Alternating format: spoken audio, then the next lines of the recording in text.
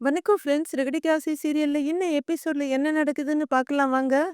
Meena decoration பண்ண மண்டபத்தோட manager அவங்களுக்கு ஒரு நம்பர் குடுத்து அவங்க உங்கள கேட்டாங்கன்னு சொல்றாங்க. சரி நான் இப்பவே போய் பார்க்குறேன்ட்டு மீனா அங்க போறாங்க. அந்த மண்டபத்து வாசல்லயே பொண்ணோட அம்மா, அப்பா வெயிட் பண்ணிட்டு இருக்காங்க இவங்களுக்காக. மீனா அங்க வந்ததும், அதோ அவங்க தான் அப்படின்னு அவங்க ஹஸ்பண்ட் கிட்ட சொல்றாங்க அந்த லேடி. மீனா அவங்க கிட்ட போய் வணக்கம் சொன்னோனே அவங்களும் வணக்கங்கிறாங்க. நீங்க தானே மீனான்னு அந்த அம்மா கேட்க ஆமாங்கிறாங்க. நாங்க தான் உங்களுக்கு ஃபோன் பண்ணி வர சொன்னோம். எங்க பொண்ணு கல்யாணத்துக்கு இந்த மண்டபத்த தான் புக் பண்ணியிருக்கோம். அப்படின்னு அந்த லேடி சொல்ல, அன்னைக்கு நீங்க பண்ணது சின்ன ஃபங்ஷனா இருந்தாலும், அது ரொம்ப கிராண்டியரா இருந்துச்சு. அப்படின்னு அவங்க ஹஸ்பண்ட் சொல்றாங்க. ரொம்ப நன்றிங்கன்னு மீனா சொல்ல, எங்க பொண்ணு கல்யாணத்துக்கு வழக்கமான டெக்கரேஷன் இல்லாம ஏதாவது கொஞ்சம் புதுசா பண்ணணும்னு நெனச்சோம். நீங்க பண்ணினா நல்லா இருக்குன்னு தோணுதுங்கிறாங்க அந்த லேடி. அதெல்லாம் நல்லா பண்ணிடலாம். என்கிட்ட நெறைய சாம்பிள்ஸ் இருக்கு. நீங்க அத பார்த்துட்டு செலக்ட் பண்ணுங்க. இல்ல நீங்க வேற மாதிரி ஏதாவது வேணும்னாலும் சொல்லுங்க. அதையும் பண்ணிரலாம் அப்படிங்கிறாங்க மீனா. சரிங்க வாங்க மேனேஜர பார்க்கலான்னு அவங்க 2 பேரும் சொல்ல 3 பேரும் உள்ளார போறாங்க. உள்ளார ஃபோன்ல பேசிட்டு இருந்த மேனேஜர், "வாங்க சார். உங்கட்ட சொன்னேன்ல அந்த டெக்கரேஷன் பார்ட்டி வந்துகிட்டே இருக்காங்கங்கிறாங்க. அவங்கள வேண்டான்னு சொல்லிடுங்க. என் பொண்ணு கல்யாணத்துக்கு மண்டபத்துக்கு டெக்கரேஷன் ஒர்க் ஃபுல்லா இவங்க தான் பண்ண போறாங்கன்னு" மீனாவ காமிக்கிறாங்க. அந்த லேடி. மீனா அவருக்கும் ஒரு வணக்கத்த சொல்றாங்க. "நான் தான் சொன்னேன் இல்லைங்க சார், அவங்க இங்கேயே ரெகுலரா பண்றவங்க இருக்காங்கன்னு." அப்படின்னு மேனேஜர் சொல்ல, "இல்லங்க சார், ஒரு ஃபங்ஷன்ல இவங்களோட டெக்கரேஷன பார்த்தோம். ரொம்ப நல்லா இருந்தது. எங்க பொண்ணு கல்யாணத்துக்கும் இவங்களே பண்ணா நல்லா இருக்கும்னு தோணுதுங்கிறாரு அவரு." "இல்லங்க, எங்க மண்டபத்துக்குன்னு ரெகுலரா செய்றவங்க இருக்காங்க. அவங்க தான் செய்வாங்க. வெளியில குடுக்கறது இல்ல. இதெல்லாம் நீங்க புக் பண்ணும்போதே நான் உங்ககிட்ட சொன்னேனேம்மா." அப்படின்னு மேனேஜர் சொல்றாரு. "ஆமாங்க. அவங்க பண்ண டெக்கரேஷன் ஃபோட்டோலாம் காமிச்சீங்க. எங்களுக்கு பெருசா புடிக்கல. இவங்க பண்ணது நல்லா இருந்ததுன்னு அந்த லேடியோட ஹஸ்பண்ட் சொல்றாரு. இல்லங்க சார். வெளியில குடுக்கறது எங்களுக்கு பழக்கமே கிடையாதுங்க சார்ங்கிறாரு மேனேஜர். இல்லங்க சார்ன்னு பொண்ணோட அப்பா ஏதோ மறுத்து பேச, இல்லங்க சார் நான் உங்கள வர சொல்லிட்டேன். புரிஞ்சுக்கோங்கன்னு சொல்ல, சார் இந்த ஒரு தடவ எனக்கு வாய்ப்பு குடுங்க. நான் நல்லா பண்ணுவேன்னு மீனா சொல்றாங்க. இல்லம்மா நான் தான் சொல்றேன்லம்மா. வெளியில குடுத்தா பிரச்சனை ஆயிடுமா. இங்க பாருங்க சார் இந்த மண்டபம் புக் பண்ணா நாங்க தான் டெக்கரேஷன் பண்ணுவோம். வேற யாருக்கும் குடுக்க மாட்டோம். இந்த மண்டபத்துல இதுதான் வழக்கம். அப்படின்னு சொல்லிட்டு இருக்க. என்ன சார் நடக்குது இங்க?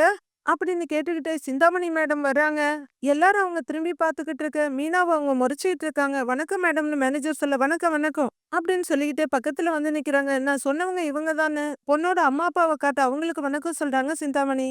அம்மா நான் மண்டபம் புக் பண்ணும்போது டெக்கரேஷனுக்கு எங்க ஆளுங்க இருக்காங்கன்னு சொல்லிட்டேன். அவங்க புதுசா ஒரு பொண்ணு கூட்டிட்டு வந்திருக்காங்க. அதான் முடியாதுன்னு சொல்லிட்டு இருந்தேன்னு மேனேஜர் சொல்றாரு. அது எப்படிங்க வழக்கத்த மாத்த முடியும்? இந்த மண்டபத்துக்கு ரெகுலரா நான் தான் பண்ணிட்டு இருக்கிறேன். அப்படின்னு சிந்தாமணி சொல்ல, அது இல்லங்க. இவங்க ஒரு ஃபங்ஷன்ல நல்லா டெக்கரேஷன் பண்ணியிருந்தாங்க. அது எங்களுக்கு புடிச்சிருந்ததுன்னு பொண்ணோட அம்மா சொல்றாங்க. இருக்கலாங்க. ஆனா இந்த மண்டபத்துல என்னோட டெக்கரேஷன் தான். அப்படின்னு சிந்தாமணி சொல்ல, எங்க பொண்ணுக்கு நாங்க செலவு பண்ணி கல்யாணம் பண்றோம். எங்களுக்கு புடிச்ச மாரி நாங்க பண்ணணும்னு நெனைக்கிறோம். இதுல உங்களுக்கு என்னன்னு பொண்ணோட அம்மா கேக்குறாங்க. கண்டிப்பா. உங்க பணம் மண்டபத்துக்கு நீங்க பணம் கட்டுறீங்க. ஒரு நாள் மண்டபம் உங்களுக்கு சொந்தம் இல்லையா? அப்போ ஒண்ணு செய்யுங்க. எங்க டெக்கரேஷன் பண்ணணும்? எப்படி டெக்கரேஷன் பண்ணணும்னு எனக்கு ஒரு லிஸ்ட் குடுங்க. நானும் கொட்டேஷன் குடுக்குறேன். அந்த பொண்ணும் குடுக்கட்டும். அத பார்த்துட்டு நீங்க ஒரு முடிவு பண்ணுங்கன்னு சிந்தாமணி சொல்றாங்க. பொண்ணோட அம்மா, அப்பா ஒத்துக்க அவங்க சொல்றதும் சரிதான். உங்களுக்கு எப்படி வேணும்னு சொல்லுங்கன்னு மீனாவும் சொல்றாங்க. டேய் மண்டபத்த காட்டுன்னு மேனேஜர் ஒருத்தங்களுக்கு சொல்ல, பொண்ணோட அம்மா, அப்பாவும் மீனாவும் உள்ளர போறாங்க. மேனேஜர் சிந்தாமணி கிட்ட நீங்க உட்காருங்கம்மாங்கிறாரு. 3 பேரும் மண்டபத்துக்குள்ள நுழைஞ்சு லைட்ட போட்ட உடனே கையில நோட்பேடு, பேனாவோட உங்களுக்கு ஸ்டேஜ் டெக்கரேஷன் எப்படி இருக்கணும்னு சொல்லுங்கன்னு மெயினா கேக்குறாங்க. இந்த பின்னாடி ஃபுல்லா பூ வச்சு டெக்கரேட் பண்ணணும். அப்புறம் இந்த 2 வாசல் இருக்குல்ல, 2 வாசலுக்கும் மாலை கட்டி விட்டுருங்க. வெளியில நேம் போர்டும் வச்சிருங்க. அப்படின்னு மெயினாட்ட சொல்லிட்டு இருக்கவங்க நோட் பண்ணிட்டு இருக்காங்க. அப்புறம் மாப்பிள்ளை பொண்ணோட ஃபோட்டோ தரோம். அத வரவேற்புல வச்சு நல்ல பூ அலங்காரம்லாம் பண்ணிருங்க. மாப்பிள்ளைக்கு கார் தரோம். அதுலயும் பூ அலங்காரம்லாம் பண்ணிருங்க. அப்படின்னு பொண்ணோட அப்பா சொல்லிட்டு இருக்காரு. வெளிய உட்கார்ந்திருக்க சிந்தாமணிக்கு பேப்பர் எடுத்து குடுத்துட்டு, இவங்கலாம் என்ன பேசுறாங்கன்னு அவங்களோட அசிஸ்டன்ட் போய் பார்த்துட்டு இருக்காங்க. சிந்தாமணி டென்ஷனா உட்கார்ந்திருக்காங்க. அவங்க மத்த எங்கெங்க என்ன பண்ணணும்னு எல்லாம் விவரமா சொல்லிட்டு இருக்க. ஒரு நிமிஷம் இருங்க நான் வெளிய கேட்டுக்கிறேங்கிறாங்க மீனா. மீனா யாருக்கோ ஃபோன் பண்ணி, அண்ணா வணக்கம் நான் மீனா பேசுறேன். நான் சொல்றதுக்கெல்லாம் எவ்வளவு விலையாகும்னு பார்த்து சொல்றீங்களா? அப்படிங்கிறவங்க தன்னோட லிஸ்ட சொல்றாங்க. பேப்பர்ல ஒரு பார்வையும், உள்ளார போனவங்க மேல ஒரு பார்வையுமா சிந்தாமணி உட்கார்ந்திருக்காங்க. ஓடி வர்ற அவங்க அசிஸ்டன்ட், "என்னக்கா அந்த பொண்ணு பாட்டு கணக்கு போட்டுட்டு இருக்கு, நீ சும்மா உட்கார்ந்திருக்க?" அப்படின்னு கேட்க, குடு இப்படின்னு நோட் பேட வாங்கி அவங்களும் நோட் பண்ண ஆரம்பிக்கிறாங்க. சிந்தாமணி ஒரு செகண்ட்ல போட்டு குடுத்துட்டு, இன்னும் கணக்கு போட்டுட்டு இருக்க மீனாவ பார்த்துட்டு அப்படியே ஸ்லோவா எந்திரிக்கிறாங்க. பொண்ணோட அம்மா, அப்பா வெளிய வர, "இந்தாங்க நீங்க கேட்டதெல்லாம் இந்த ரேட்டுக்குள்ள பண்ணிடலாம்." அப்படின்னு மீனா குடுக்குறாங்க. "என்னம்மா இது ரூ. 1,20,000 போட்டிருக்கீங்க?" அப்படின்னு பொண்ணோட அம்மா கேட்கறாங்க. "ஆமாங்க விலையெல்லாம் கேட்டு ரொம்ப கரெக்ட்டா தான் போட்டிருக்கேன்." அப்படின்னு மீனா சொல்ல, "என்னம்மா ரொம்ப அதிகமா இருக்கேம்மா? நாங்க இவ்வளவு எதிர்பார்க்கலம்மா. நாங்க 80,000 தான் பட்ஜெட் போட்டோம் அப்படின்னு பொண்ணோட அப்பா சொல்ல, இல்லங்க அது முகூர்த்த தேதி. நீங்க சொன்ன டேட் தான் வருஷத்தோட கடைசி முகூர்த்தம். அதனால பூவெல்லாம் கொஞ்சம் பயங்கர ரேட்டா இருக்குங்கிறாங்க மீனா. இருந்தாலும் அதிகமா இருக்குமான்னு அவர் சொல்ல, இதுல என் லாபம்லாம் பார்த்து நான் கணக்கு போடலங்க. பூவுக்கான விலை, வேலை செய்யறவங்களுக்கு கொடுக்க வேண்டிய சம்பளம் இத மட்டும் தான் போட்டிருக்கேன். ஏன்னா என் வேலைய புடிச்சு தான் நீங்க கூப்பிட்டுருக்கீங்க. அதனால எனக்கு செய்கூலி காசு கூட நான் இதுல கேட்டுக்கல அப்படின்னு மீனா சொல்ல, இருந்தாலும் இது ரொம்ப ஜாஸ்திமா அப்படின்னு பொண்ணோட அப்பா சொல்லிட்டு இருக்க. அது வரைக்கும் இதெல்லாம் வேடிக்கை பார்த்துக்கிட்டு இருந்த சிந்தாமணி நிதானமா நடந்து வந்து தன்னோட கொட்டேஷனை குடுக்குறாங்க. பொண்ணோட அம்மா அப்பா அந்த லிஸ்ட பிரிச்சு பார்க்க மீனாவும் யோசனையா பார்த்துக்கிட்டு இருக்காங்க. என்னம்மா நீங்க இந்த அம்மா சொன்னதுல பாதி ரேட்டுக்கு பண்றேன்னு நீங்க எழுதி கொடுத்துருக்கீங்க அப்படின்னு பொண்ணோட அப்பா கேட்க மீனா திகைப்பா சிந்தாமணிய பாக்குறாங்க. சிந்தாமணி அமர்த்தலா ஒரு புன்னகையை புரிஞ்சுட்டு அப்படியே நிக்கிறாங்க. மீனா என்னம்மா நாங்க கூட 80,000 தான் சொன்னோம், அவங்க அதையும் குறைச்சு 60,000க்கு பண்றேங்கிறாங்க அப்படின்னு பொண்ணோட அம்மா கேட்க, அம்மா நான் சொன்னது ரொம்ப மிச்சம் பண்ணி பேரமெல்லாம் பேசிதான் சொன்னேன். நான் சொன்ன விலையே ரொம்ப கம்மி தான். ஆனா அவங்க எப்படி அதுலயும் பாதி சொல்றாங்கன்னு எனக்கு புரியல. அவங்க நிறைய வருஷம் தொழில் அனுபவம் இருக்குன்னு சொல்றாங்க. ஆனா இவங்க சொல்ற பட்ஜெட்ட பார்த்தா இவங்களுக்கு அனுபவம் இருக்கா இல்லையான்னு கூட தெரியல அப்படின்னு மீனா சொல்ல, அதுவரையிலும் புன்னகை மண்ணியா நின்று இருந்த சிந்தாமணி கோபமா மாறுறாங்க. டக்குன்னு முகத்தை மாத்திக்கிட்டு, நான் என்னமோ ஏமாத்துற மாதிரி அந்த பொண்ணு சொல்லுது அப்படின்னு சிந்தாமணி சொல்ல, இல்ல நான் அப்படிலாம் ஒண்ணும் சொல்லல, இந்த ரேட்டுக்கு பண்றது கஷ்டம்னு தான் நான் சொன்னேன் அப்படின்னு மீனா சொல்றாங்க. அம்மா இந்த பொண்ணுக்கு தான் அனுபவத்தால எப்படி செய்யறதுன்னு தெரியல. இந்த பொண்ணு மார்க்கெட்டுக்கு போனா ஒரு வீசம் மல்லிகைப்பூ 300 ரூபான்னு கொடுத்தா எனக்கு 200 ரூபாய்க்கு கொடுப்பாங்க. ஏன்னா நான் ரொம்ப வருஷமா வாங்கிட்டு இருக்கேன்ல, இப்படி எல்லா பொருளுக்குமே எனக்கு ஒரு தள்ளுபடி கிடைக்கும். பாவம் இந்த வேலைக்கு இது புதுசு இல்ல, அதான் ஒண்ணும் தெரியல அப்படின்னு சிந்தாமணி சொல்றாங்க. அப்படியெல்லாம் ஒண்ணும் இல்ல, நாங்களே ரொம்ப வருஷமா பூக்கடை தான் வச்சிருக்கோம், இவ்ளோ கம்மியாலாம் யாருமே கொடுக்க முடியாது அப்படின்னு மீனா சொல்றாங்க. அதாம்மா அவங்களே பண்ணி தரேன்னு சொல்றாங்களேம்மா, முடியாமையா பண்ணி தருவாங்க? எங்களுக்கே கல்யாண செலவு நிறைய இருக்கு, நீ ஏதாவது கம்மியா செஞ்சு தருவேன்னு பார்த்தோம். எனக்கு என்னமோ இவங்களே பண்ணட்டோன்னு தோணுது. உனக்கு அடுத்த தடவை ஏதாவது சின்னதா இருந்தா சொல்றேன் அப்படின்னு பொண்ணோட அம்மா சொல்லிட, ஒரு புரியாத பார்வை பாக்குறாங்க சிந்தாமணிய மீனா. சிந்தாமணி புன்னகை மணியாயிடுறாங்க. அதான் அவங்களே என்கிட்டயே பண்ணிக்கிறேன்னு சொல்லிட்டாங்கல்லம்மா, நீ போன ஃபங்க்ஷன்ல பண்ணதை நானும் பார்த்தேன். சின்ன ஃபங்க்ஷன் தானே, ஒரு 10-15,000 பட்ஜெட்டுக்குள்ள ஒரு வருஷத்துக்கு பண்ணு, அப்பத்தானே உனக்கும் கொஞ்சம் அனுபவம் வரும் அப்படின்னு சிந்தாமணி சொல்ல, கொஞ்சம் கோவமாகற மீனா, என்னால என்ன முடியுமோ அதை சொல்லிட்டேம்மா. ஆனா உங்களுக்கு யாரை வச்சு பண்ணணும்னு தோணுதோ பண்ணுங்க, வேற ஏதாவது இருந்தாலும் கூப்பிடுங்க நான் பண்றேன், நான் வரேன்னு மீனா சொல்ல, சரிம்மா போயிட்டு வாமாங்கிறாங்க அவங்க. இந்தாங்க இதுல அட்வான்ஸ் 20,000 ரூபாய் இருக்குன்னு சிந்தாமணி கிட்ட குடுக்குறாரு பொண்ணோட அப்பா. போலான்னு மேனேஜர் அங்க இருந்து கிளம்பிடுறாரு அவங்கள கூட்டிட்டு. என்னக்கா நீ அவங்களுக்கு இவ்ளோ கம்மியா பண்ணி தரேன்னு சொல்லியிருக்க, இவ்ளோ குறைச்சலாக்கா நீ பண்ண மாட்டியேக்கா? அந்த பொண்ணு சரியா தான் போட்டிருக்கு, 1.20 போட்டிருக்கு, நீயே இருந்தா 2 லட்சம் ரூபாய் போட்டு தீட்டி இருப்பக்கா அப்படின்னு அசிஸ்டன்ட் சொல்ல, நங்குன்னு மண்டையில ஒரு கொட்டு வைக்கிறாங்க சிந்தாமணி. ஏன்டா எனக்கு அது தெரியாதா? எனக்கு இப்ப இந்த ஆர்டர் கிடைக்கிறத விட அவளுக்கு கிடைக்க கூடாது, திரும்பவும் அவ இந்த மண்டபத்து பக்கமே வரக்கூடாது, அதுக்குதான் அப்படின்னு சிந்தாமணி சொல்றாங்க. அதெல்லாம் சரிதான்க்கா, ஆனா இவ்வளவு கம்மியா பண்ணி கொடுத்தா நம்மளுக்கு கட்டுப்படி ஆகணும்லக்கா அப்படின்னு அசிஸ்டன்ட் கேட்க, நான் ஏன்டா பண்ண போறேன்? கல்யாணத்துக்கு ஒரு நாள் முன்னாடி ஃபோன் பண்ணி பழைய நாள பூவெல்லாம் மார்க்கெட்டுக்கு வரல, பக்கத்து ஊர்ல இருந்து தான் வாங்குறேன்னு சொல்லி இன்னொரு 1.5 லட்சமாவது வாங்கிருவேன்ல. ஒரு நாள்ல கல்யாணத்தை வச்சுக்கிட்டு அவங்களால முடியாதுன்னு சொல்ல முடியாது அப்படின்னு சிந்தாமணி சொல்ல, அக்கா பெரிய ஆளுக்கா நீ அப்படின்னு அசிஸ்டன்ட் பாராட்டுறாரு. ஹோட்டல்ல மளிகை கடையை வச்சா ஒரு ஆள் ரெகுலர் கஸ்டமரா வருவான், ஆனா இந்த தொழில்ல அப்படி இல்ல. ஒரு தடவை நமக்கு ஆர்டர் கொடுத்தவன் திரும்பவும் கொடுக்க ஒரு 2 வருஷமாவது ஆகும், இல்லனா கொடுக்கவே மாட்டான். இதுக்கெல்லாம் யோசிச்சுட்டு இருக்க கூடாது. அதே மாதிரி நம்ம தொழிலுக்கு யாரும் போட்டியாவும் வந்துடக்கூடாது அப்படின்னு சிந்தாமணி அசிஸ்டன்ட் கிட்ட சொல்லிட்டு இருக்காரு. மீனா மண்டபத்தை விட்டு வெளியே வராங்க. மாப் பண்ணிட்டு இருக்க லேடி, என்னம்மா அந்த ஆர்டர் சிந்தாமணி எடுத்துடுச்சா? இது வாடிக்கையா நடக்கிறது தான், யாருக்கும் கொடுக்க விடாது. அது எப்படிப்பட்ட ஆள் தெரியுமா? ஏதாவது ஒரு வீட்ல கன்னி பொண்ணுங்க இறந்து போன மாதிரி நியூஸ் வந்துச்சுன்னா அத பேப்பர்ல பார்த்துட்டு அந்த வீட்டை பாதி விலைக்கு வாங்கிடும் அப்படின்னு அந்த மாப் பண்ற லேடி சொல்றாங்க. ஏன்னு மீனா கேக்குறாங்க. ஏன்னா இந்த மாதிரி சாவு நடந்த வீட்டை யாரும் வாங்க மாட்டாங்க. 3 மாசத்துல வீட்டை வாங்கிட்டு அதை அப்படியே போட்டு வச்சிடும். ஒரு வருஷம் கழிச்சு நல்ல பெயிண்ட் எல்லாம் அடிச்சிட்டு நல்ல விலைக்கு வித்துடும். இளவு வீட்டை வச்சு லாபம் பாக்குற பொம்பளமா அது. இதை விடுமா, நீ அந்த அம்மா கிட்ட கொஞ்சம் உஷாராவே இருந்துக்கோ அப்படின்னு சொல்லிட்டு அவங்க மாபிங்க கண்டினியூ பண்றாங்க. மீனா யோசிச்சுக்கிட்டே வந்துடுறாங்க. நைட் ஆகுது. வீட்ல விஜயா பீரோல இருக்க எல்லா புடவைங்களையும் வெளியே எடுத்து கட்டில் மேல போட்டுட்டு தெக்கையும் வடக்கையும் நடந்துகிட்டு இருக்காங்க. விஜயா என்ன புடவை கடை வைக்க போறியான்னு அண்ணாமலை கேக்குறாரு.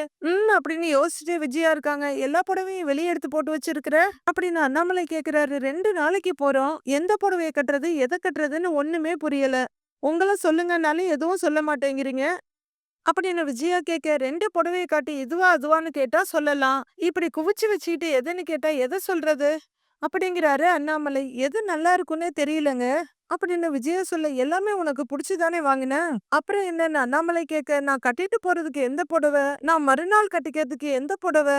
இதுல இருந்து 2 புடவை எடுத்து கொடுங்களேன். அப்படின்னு விஜயா குழம்பி போய் கேட்க உனக்கு புடிச்சத 2 புடவை எடுத்துக்க வேண்டியது தானே அப்படிங்கிறாரு அண்ணாமலை. ஏங்க நம்ம பையன் முதல் தடவையா 3 கோடி ரூபாய்க்கு அவ்வளோ பெரிய வீட்டை வாங்க போறான். அதுவும் பீச் ஹவுஸ்ங்க. அங்க எப்படி போகணும் அப்படின்னு விஜயா சொல்ல நடந்துதாங்கிறாரு அண்ணாமலை. ஏங்க எந்த மாதிரி ட்ரெஸ் பண்ணிட்டு போகணும்? அதுக்கு இப்பவே தயாராகணும்ல அப்படின்னு விஜயா சொல்ல அதுக்கு இப்பவே புடவை கட்டிட்டு படுத்துக்க போறியான்னு அண்ணாமலை கேக்குறாரு. இப்ப எடுத்து வச்சுட்டா காலையிலேயே சீக்கிரமா கிளம்பிடலாம்ல. எனக்கு ஒரே குழப்பமா இருக்குங்க. உங்களுக்கு பிடிச்ச கலர் செலக்ட் பண்ணி கொடுங்களேன் அப்படின்னு விஜயா சொல்ல விஜயா என் வாழ்க்கையில நான் எதையுமே செலக்ட் பண்ணதில்ல. எல்லாம் அதுவா அமைஞ்சது உன்ன முதல் கொண்டு அப்படின்னு அண்ணாமலை சொல்ல அப்பா என்ன பிடிக்காம தான் கல்யாணம் பண்ணிட்டேன்னு சொல்ல வர்றீங்களா அப்படின்னு விஜயா கோபமா கேட்க 30 வருஷம் வாழ்ந்து 3 பிள்ளைங்கள பெத்து அவங்களுக்கு கல்யாணமாக்கி இப்ப போய் இந்த கேள்வியை கேக்குறியே அப்படின்னு அண்ணாமலை சுத்தி வலிச்சு சொல்ல இப்பவும் நீங்க பதில் சொல்ல மாட்டீங்களாங்க அப்படின்னு விஜயா கோபமாவே கேக்குறாங்க. சில கேள்விங்களுக்கு பதில் தெரியாம இருக்கிறதே நல்லது அப்படின்னு அண்ணாமலை சொல்ல உங்ககிட்ட கேட்டேன் பாருங்க என்ன சொல்லணுங்கிற விஜயா மறுபடியும் சேலைங்களை பாத்துக்கிட்டு நடக்க ஆரம்பிக்கிறாங்க. ரோஹிணி கிட்ட கேட்போமான்னு விஜயா யோசிச்சுட்டு இருக்க மனோஜ் உனக்கு ஒரு 3-4 சட்டை எடுத்து வச்சிருக்கேன். ஓகே தானேன்னு பேக் பண்ணிட்டு ரோஹிணி கேக்குறாங்க. 2 நாள் தானே அதுக்கு எதுக்கு 4 ஷர்ட் அப்படின்னு மனோஜ் கேட்க எப்பவுமே சேஃப்டிக்கு ஒரு 2 செட்டு சேர்த்து வச்சுக்கணும்ப்பா. சப்போஸ் ஏதாவது மழை கிழ பெஞ்சு நம்ம கூட ஒரு நாள் தங்குற மாதிரி ஆயிடுச்சுன்னா அப்படின்னு ரோஹிணி கேட்க ஓஹோ ஃபியூச்சரிஸ்டா யோசிக்கிறியா? அதுவும் சரிதான்னு மனோஜ் சொல்ல மனோஜ் இந்த ஷர்ட் உனக்கு ஓகே தானே இல்ல வேற ஏதாவது செலக்ட் பண்றியா அப்படின்னு ரோஹிணி கேட்க நீ எதை செலக்ட் பண்ணாலும் அது எனக்கு ஓகே தான். ஏன்னா என் லைஃப்ல எல்லாத்தையும் நீ தானே செலக்ட் பண்ண. நான் செலக்ட் பண்ணது உன்னை மட்டும்தான் அப்படின்னு மனோஜ் சொல்ல வெக்கத்தோட சிரிச்சிட்டு இருந்த ரோஹிணி ஹலோ என்ன நீ செலக்ட் பண்ணல நான் தான் உன்னை செலக்ட் பண்ணேன். நம்ம இந்த பெஸ்ட் ஜோடி காம்படிஷன் போன போது நீ எனக்கு சரியா இருப்பேன்னு தோணுச்சு அதான் செலக்ட் பண்ண மனோஜோட தோல்ல கைய போட்டுட்டு வந்து உட்கார்றாங்க ரோகிணி.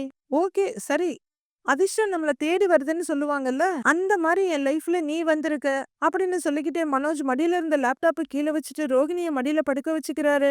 கடகடன்னு ரோகிணின்னு கூப்பிட்டு வர விஜய் எதையும் பார்க்காம என் கூட வாமான்னு ரோகிணி கையை பிடிச்சி இழுத்துட்டு போறாங்க. உடனே பதறி அடிச்சு எந்திரிக்கிற மனோஜ் அம்மா எங்கம்மா அவளை கூட்டிட்டு போற அப்படின்னு ரோகிணியோட இன்னொரு கையை பிடிச்சி இழுக்க ஏன் உங்ககிட்ட கேட்டுட்டு தான் கூட்டிட்டு போகணுமா நீ வா ரோகிணின்னு இழுத்துட்டு போறாங்க. அம்மா மாமா அப்படின்னு மனோஜ் இன்னொரு கையை பிடிச்சி இழுக்கிறாரு. ஏண்டா விடுடா நான் நாளைக்கு என்ன புடவை கட்டணும்னு வந்து செலக்ட் பண்ணி கொடுவான்னு இன்னொரு பக்கம் இழுக்கிறாங்க விஜயா. கையை விடுற மனோஜ் நொந்து போய் உட்காந்துக்கிறாரு. வா வா நீ வா அப்படின்னு ரூம்குள்ள இழுத்துட்டு வந்துடுறாங்க விஜயா. இத பார்த்து மலைச்சு போற ரோகிணி என்ன ஆண்டி இவ்வளவு புடவை எடுத்து போட்டிருக்கீங்க அப்படின்னு கேட்க நான் என்ன புடவை கட்டணும்னு எனக்கு புரிய மாட்டேங்குதுமா. நாளை கட்டிட்டு போறதுக்கு எடுத்துட்டு போறதுக்கு என்ன புடவைன்னு செலக்ட் பண்ண அப்படின்னு விஜயா சொல்ல அவ தூக்கத்தை நீ ஏன் கெடுக்கிறேன்னு அண்ணாமலை கேக்குறாரு. நீங்க சும்மா இருங்க ரோகிணி எனக்காக செலக்ட் பண்ணி கொடுப்பா அப்படின்னு விஜயா சொல்லிட்டு இருக்க. ஆன்ட்டி ஆரஞ்சு உங்க ஃபேவரட் கலர் இல்ல இது உங்களுக்கு சூப்பரா இருக்கும் ஆன்ட்டி அவங்க தோல்ல போட்டு காட்டுறாங்க ரோகிணி. பாத்தியா இதையே தான் நானும் நினைச்சேன் நீயும் என்ன மாதிரியே செலக்ட் பண்றமா பாருங்க எப்படி பட்டுன்னு எடுத்து கொடுத்தான்னு நீங்க சும்மா பாத்துக்கிட்டே உட்கார்ந்து இருந்தீங்க அப்படின்னு விஜயா சொல்ல என்னமோ போன்ற மாதிரி உட்கார்ந்துருக்காரு அண்ணாமலை. பாவம் ஆன்ட்டி அங்கிளுக்கு என்ன தெரியும் அப்படின்னு ரோகிணி சொல்ல மனோஜோட ட்ரெஸ் எல்லாம் எடுத்து வச்சுட்டியாமா அப்படின்னு அண்ணாமலை கேக்குறாரு. எல்லாமே எடுத்து வச்சுட்டேன் அங்கிள் அப்படின்னு ரோகிணி சிரிச்சுட்டே சொல்றாங்க. கேட்டியா விஜயா இப்பெல்லாம் கல்யாணம் ஆனதுக்கு அப்புறம் புருஷன் என்ன ட்ரெஸ் போடணும் எப்படி இருக்கணுங்கிறத அவன் ஒய்ஃப் தான் டிசைட் பண்றாங்க. அதுதான் இந்த காலத்துல ட்ரெண்ட். இந்த மாதிரி என்னைக்காவது நீ பண்ணிருக்கியான்னு அண்ணாமலை கேக்குறாரு. ஆமா ஆமா பண்ணிட்டாலும் ரோகிணி நம்ம தங்குறதுக்கு 2 நாளைக்கான புடவைய நீயே எடுத்து வச்சிரு அப்படின்னு விஜயா வேலையை ரோகிணி தலையில கட்ட ஆன்ட்டி உங்களுக்கு எல்லா புடவையும் ரொம்ப நல்லா தான் இருக்கும். நீங்க நார்மலா 100 ரூபாய் புடவை கட்டினா கூட ரொம்ப லுக்கா இருக்கும்னு ரோகிணி சொல்ல சிரிக்கிறாங்க விஜயா. நேச்சுரலாவே நீங்க ரொம்ப அழகா இருக்கீங்கன்னு ரோகிணி சொல்ல ரொம்ப சந்தோஷமா சிரிக்கிற விஜயா அண்ணாமலையை பார்க்க அவர் இதை கண்டுக்கவே இல்லைன்னு நொந்துக்கிறவங்க ரோகிணி கொஞ்சம் சத்தமா சொல்லுமாங்கறாங்க. பக்கத்திலேயே உட்கார்ந்துகிட்டு கேட்டுக்கிட்டே கேட்காத மாதிரி உட்கார்ந்துருக்காரு அப்படின்னு விஜயா சொல்ல நிமிர்ற அண்ணாமலை அப்படி சொன்னாலாவது சீக்கிரம் விட்டுருவ போய் தூங்கலாம்னு ரோகிணி நினைக்கிறா. உனக்கு இது கூட புரிய மாட்டேங்குதே அப்படின்னு அண்ணாமலை சொல்ல அப்படியான்ற மாதிரி விஜயா திரும்புறாங்க. ஐயோ ஆன்ட்டி அப்படி இல்ல ஆன்ட்டி ஏன் அங்கிள் சும்மா இருங்க ஆன்ட்டி நிஜமாவே நீங்க ரொம்ப அழகா இருக்கீங்க அப்படின்னு ரோகிணி சொல்ல அவருக்கு பொறாமம்மா நீ இன்னொரு புடவை எடுத்து கொடு போகும்போது கட்டிக்கிறதுக்கு அப்படின்னு விஜயா சொல்ல அந்த எல்லோ கலர் புடவை கட்டிக்காங்க ஆன்ட்டி ரொம்ப மங்களகரமா இருக்கும் உங்களுக்கு அப்படின்னு ரோகிணி சொல்ல சந்தோஷமா சிரிச்சுக்கிட்டு ஒத்துக்குறாங்க விஜயா. இங்க ஸ்ருதியோட ரூம்ல பேக்கிங் போயிட்டு இருக்கு. ட்ரெஸ் எடுத்து வைக்கணுமான்னு கேக்குறாங்க. ஏன் இல்ல ட்ரெஸ் போடாம வரப்போறியான்னு ரவி கேக்குறாரு. ஏய் லூசு, ஒரு செட் ட்ரெஸ் போதுமான்னு கேட்டேன் அப்படின்னு ஸ்ருதி கேட்க, 2 நாள் போறோம்ல அப்படிங்கிறாரு ரவி. 2 நாள் இருப்போமான்னு தெரியல. டப்பிங் வேலை அதிகமா இருந்தா டயர்டா இருக்கும். அங்கிருந்து ஈசிஆர் வரைக்கும்லாம் என்னால போக முடியாது. இங்கேயே வந்துடலாங்கிறாங்க ஸ்ருதி. ஆமா, எனக்கு ஹோட்டல்ல நிறைய ஆர்டர்லாம் இருக்கு. அவ்வளவு தூரத்துல இருந்தெல்லாம் வர்றது கஷ்டம் அப்படின்னு ரவி சொல்ல, அப்போ ஒரு செட்டு ட்ரெஸ் போதும்ல அப்படின்னு ஸ்ருதி கேக்குறாங்க. எதுக்கும் சேஃப்டிக்கு இன்னொரு செட் எடுத்து வை. ஒருவேளை அங்கே இருந்துட்டோம்னா அப்படின்னு ரவி சொல்ல, ஓகே மீனா எத்தனை ட்ரெஸ் எடுத்துட்டு வராங்கன்னு கேட்போம் அப்படின்னு ஸ்ருதி வெளியே போகிறதுக்கு திரும்ப, இப்ப எதுக்கு அவங்கள டிஸ்டர்ப் பண்ற அப்படின்னு ரவி சொல்றாரு. அவங்க இன்னும் தூங்கி இருக்க மாட்டாங்க அப்படிங்கிற ஸ்ருதி வெளியே போக ரவியும் பின்னாடியே போறாரு. மீனா டைனிங் டேபிள்ல உட்காந்து பூ கட்டிட்டு இருக்காங்க. என்ன மீனா பூ கட்டிட்டு இருக்கீங்க அப்படின்னு ஸ்ருதி கேட்க, நான் என்ன புதுசாவா கட்டுறேன் அப்படின்னு மீனா கேக்குறாங்க. அண்ணி நாளைக்கு அந்த வீட்டுக்கு போகணும்ல அப்படின்னு ரவி கேட்க, ஆமா ரவி, ஆனா வேலையை பார்க்காம இருக்க முடியாதே. திடீர்னு ஒரு பெரிய ஆர்டர் வந்துருச்சு. அவங்க வீடு வாங்குறாங்கன்னு எங்க பொழப்ப நாங்க விடக்கூடாதுல்ல. நான் என் வேலையில ஆர்டர் வரும்போது முடியாதுன்னு சொல்லிட்டா வேற யாருக்காவது ஆர்டர் கொடுத்துருவாங்க. அதான் கட்டிட்டு இருக்கேன்னு சொல்லிட்டு ஃபாஸ்டா பூவை கட்டிட்டு இருக்காங்க மீனா. அப்போ அங்க விடுற விஜயா, ஏய் என்னடி பூ கட்டிட்டு இருக்க, காலையில சீக்கிரமா கிளம்பணும்னு சொன்னேன்ல அப்படின்னு கேட்க, இல்ல திடீர்னு ஒரு ஆர்டர் வந்துருச்சு அதாங்கிறாங்க மீனா. ஏய் நாளைக்கு போகணும்ல, நீ எதுக்கு ஆர்டர்லாம் எடுத்த அப்படின்னு விஜயா கேக்குறாங்க. அத்தை இதானே என் பொழப்பு, வர்ற ஆர்டரை விட முடியாதுல்ல, அதான் வாங்கி கட்டிட்டு இருக்கேன் அப்படின்னு மீனா சொல்றாங்க. ஆமா, பெரிய கிரிக்கெட் போட்டிக்கு ஏலம் எடுத்திருக்கா. ஒரு நாளைக்கு லீவ் விட முடியாதா உன்னால? நாளைக்கு நல்ல நேரத்துல கிளம்பணும்னு சொன்னேன்ல. நாளைக்கு மனோஜ் புது வீட்ல கால் எடுத்து வைக்கும்போது எல்லாரும் இருக்கணும் அப்படின்னு விஜயா சொல்ல, ஏமா அவனுக்கு கால் எடுத்து வைக்க தெரியாதா என்ன?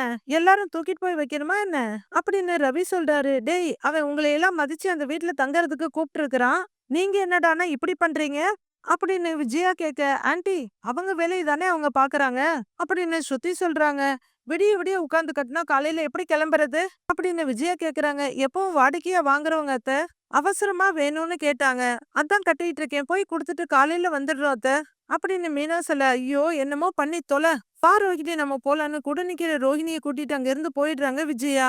மீனா, நீங்க 2 நாளைக்கா ட்ரெஸ் எடுத்துக்கிறீங்கன்னு ஸ்ருதி கேட்க, ஆமாங்க 2 நாள் தங்குறோம்ல அப்படிங்கிறாங்க மீனா. நான் ஒரு நாள் மட்டும் இருந்துட்டு வந்துடலான்னு பாக்குறேன் அப்படின்னு ஸ்ருதி சொல்ல, அது நல்லா இருக்காதுங்க, வேண்டா வெறுப்பா போயிட்டு வந்த மாதிரி ஆயிடும். 2 நாள் இருக்கலாங்கிறாங்க மீனா. அதான் அண்ணி சொல்றாங்கல்ல, 2 நாளைக்கு ட்ரெஸ் எடுத்து வைக்கலாம் வா அப்படின்னுட்டு ரவி போக, குட் நைட் மீனான்னு சொல்லிட்டு ஸ்ருதியும் உள்ளர போறாங்க. நாளைய ப்ரோமோல மனோஜோட கார் அந்த புது வீட்டு முன்னாடி போய் நிக்குது. விஜயா ஒரே பரபரப்பா அங்க இங்கன்னு பாக்குறாங்க. மனோஜ் மீதி பணத்தை கொடுக்க ஹவுஸ் ஓனர் அதை வாங்கி சூட்கேஸ்ல அடிக்கிட்டு இருக்காரு. அந்த கதிரேசன் கப்பல் கார்ல வெளியே கிளம்ப கரெக்டா முத்துவோட கார் உள்ளர வருது. 2 வண்டி இடிச்சுக்கிற மாதிரி நிக்க, முத்துவும் அவரும் நின்னு ஒரு நிமிஷம் பேசிக்கிறாங்க. அந்த கப்பல் கிளம்பிட முத்து உள்ளர வர்றாரு. டேய், அந்த கார்ல போனவர் தாண்டா இந்த வீட்டோட ஓனரு அப்படின்னு மனோஜ் சொல்ல, முத்துவுக்கு பயங்கர அதிர்ச்சி. ஓனரா இந்த வீட்டுக்கா அப்படின்னு முத்து கேட்க, அவர்கிட்ட தாண்டா இந்த வீட்டை நான் வாங்கியிருக்கேன் அப்படின்னு மனோஜ் சொல்ல, வீட்டை ஒரு தடவை திரும்பி பாக்குற முத்து, இவ்ளோ பெரிய வீட்டுக்கு சொந்தக்காரன்னு சொல்ற, வாடகை கார்ல போயிட்டு இருக்கான் அப்படின்னு முத்து கேட்க, எல்லாருமே திகைச்சு போய் நிக்கிறாங்க. மீதி என்ன நடக்குதுங்கிறத நாளைக்கு பார்க்கலாம் ஃப்ரெண்ட்ஸ்.